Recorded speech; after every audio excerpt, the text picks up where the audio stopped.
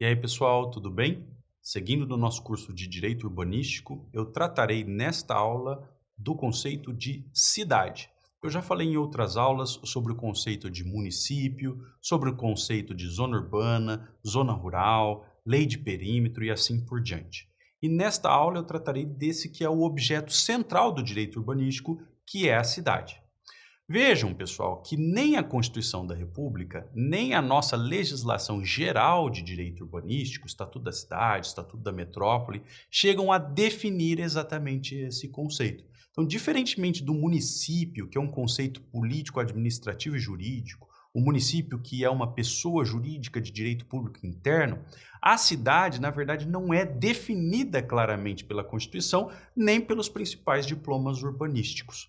O que acontece, na verdade, é que o Estatuto da Cidade simplesmente aponta como diretriz da política urbanística a garantia do direito a cidades sustentáveis, entendido como o direito à terra urbana, o direito à moradia, ao saneamento, à infraestrutura urbana, ao transporte e aos serviços públicos, bem como o direito ao trabalho, ao lazer para as presentes e futuras gerações. Então, notem que o Estatuto da Cidade não define o que é cidade, mas sim garante um direito a cidades sustentáveis e aponta esse direito a cidades sustentáveis como direito à infraestrutura, direito a serviços essenciais para o cidadão urbano, direito ao lazer, direito ao trabalho, direito à moradia e para as presentes gerações e também para as futuras. Nesse ponto especial, nós percebemos a preocupação do legislador com o aspecto transgeracional desse conceito de cidade sustentável, tá certo? Então notem que o estatuto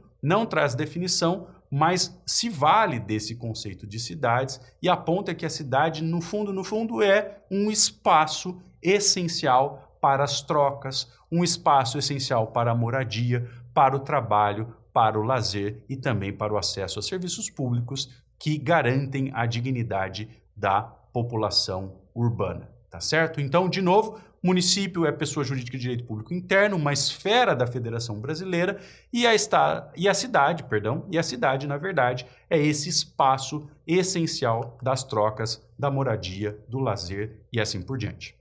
Notem, portanto, que nós podemos dizer que ainda hoje no nosso ordenamento jurídico, o conceito de cidade é um conceito extrajurídico. O direito não chega a absorver e a definir esse conceito. O direito não chega a impor uma visão jurídica sobre o que é cidade. Na verdade, o direito absorve o conceito de outras ciências, tá certo? E nós podemos dizer que para essas outras ciências, a cidade é indicada como um sistema. A cidade tem algumas características que a formam. Em primeiro lugar, na cidade nós temos uma aglomeração populacional, nós temos uma densidade demográfica muito maior que aquela encontrada em zona rural, nós temos uma união de pessoas que buscam se reunir nas cidades para viabilizar trocas comerciais, trocas afetivas, trocas culturais e assim por diante. Então vejam que o primeiro aspecto importante na definição da cidade é a existência de uma aglomeração populacional. Esse é o elemento demográfico da cidade.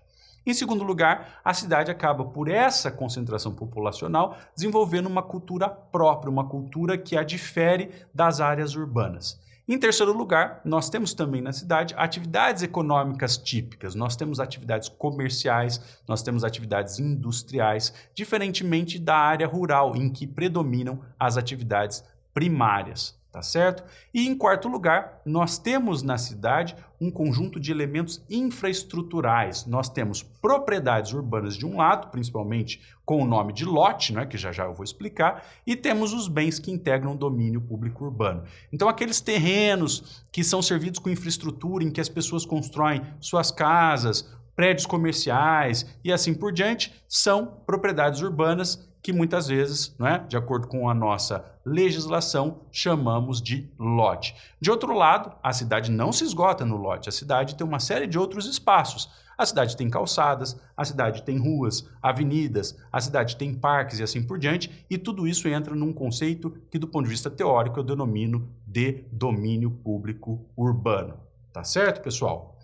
Bom, ainda nessa discussão sobre o conceito de cidade, é muito comum que o direito se valha de uma diferenciação entre cidade formal e cidade informal. A cidade formal pode ser denominada, pode ser definida como um ambiente artificial constituído a partir de processos de parcelamento do solo, a partir também de regras de ocupação e uso do solo estabelecidas pelo poder público. Ou seja, a cidade formal é aquela cidade que nasce de acordo com a divisão do solo regida pela legislação oficial e também aquela cidade que ocupa o solo e que utiliza as edificações de acordo com o direito, tá certo?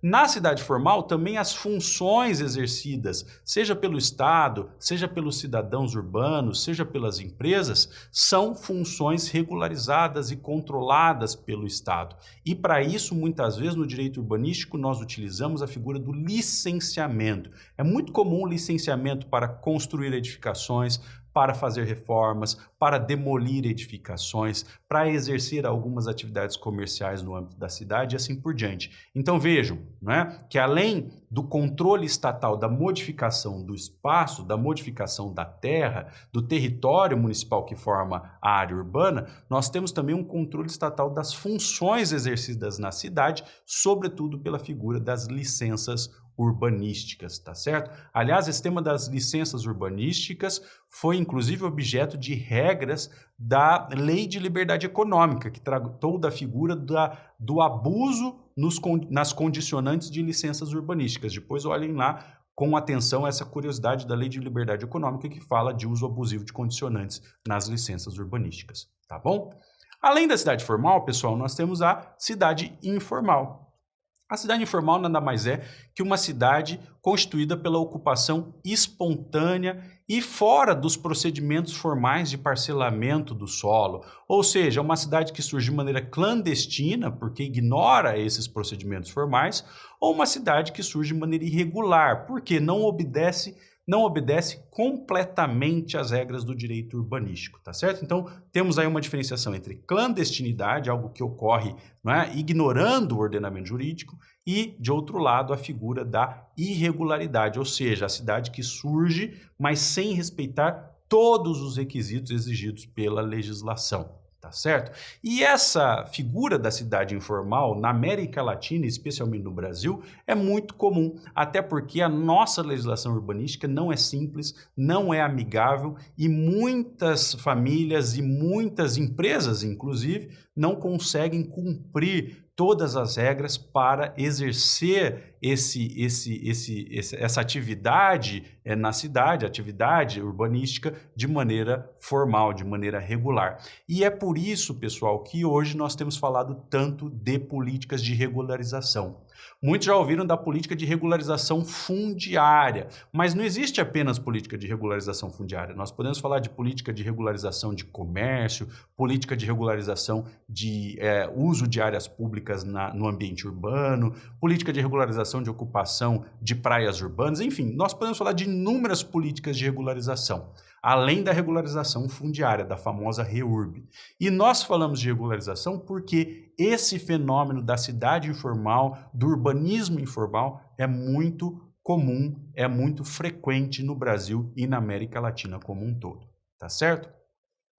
Para a gente fechar, eu gostaria ainda de indicar dois outros conceitos que são muito importantes para a gente entender aqui a cidade. Eu falei que a cidade, do ponto de vista infraestrutural, do ponto de vista espacial, é formada por propriedades urbanas e é formada pelo domínio urbano. A propriedade urbana, quando é servida de infraestrutura e quando é criada de acordo com a lei de parcelamento, é denominada de lote, tá certo? Então, a propriedade urbana é chamada de lote quando essa propriedade é servida de infraestrutura básica, cujas dimensões, uma propriedade cujas dimensões atendam aos índices urbanísticos definidos pelo plano diretor ou lei municipal para a zona em que se situa. Então, o lote nada mais é que um terreno urbano servido de infraestrutura básica e que atenda às dimensões espaciais definidas pelo plano diretor e também, não é, por outras leis municipais de desenvolvimento urbano,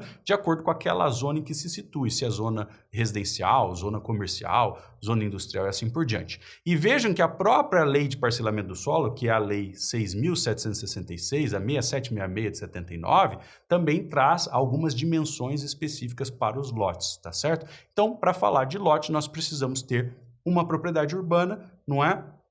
Que respeite essas características aqui que eu mencionei, que estão lá no artigo 2º, parágrafo 4º da 6766.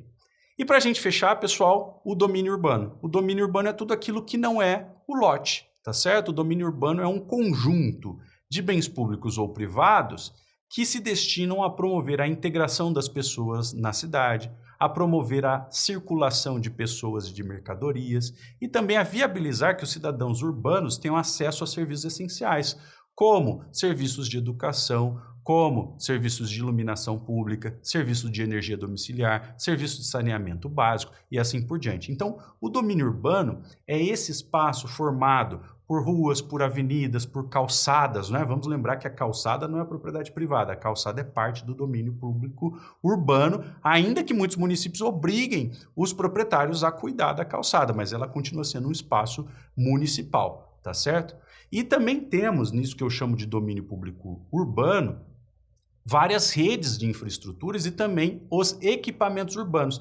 Então vejam que a Lei de Parcelamento do Solo, a 6766, traz lá no artigo 5º, parágrafo único, uma definição do que é equipamento urbano. Então vejam aí, equipamentos públicos de abastecimento de água, equipamentos de serviços de esgoto, de energia elétrica, de coleta de águas da chuva, não é? Águas pluviais, rede de telefonia, rede de gás canalizado, tudo isso entra aí nesse conceito de equipamento urbano que pode ou não estar organizado em forma reticular, como rede, tá certo? Então, pessoal, vejam que a cidade é um conceito extrajurídico, a cidade é um sistema que tem elemento econômico, elemento cultural, elemento demográfico, não é? E elemento infraestrutural. E o domínio urbano e o lote são esses elementos infraestruturais tão importantes que constituem esse fenômeno que nós chamamos de cidade e que o direito utiliza para organizar a política de desenvolvimento urbano.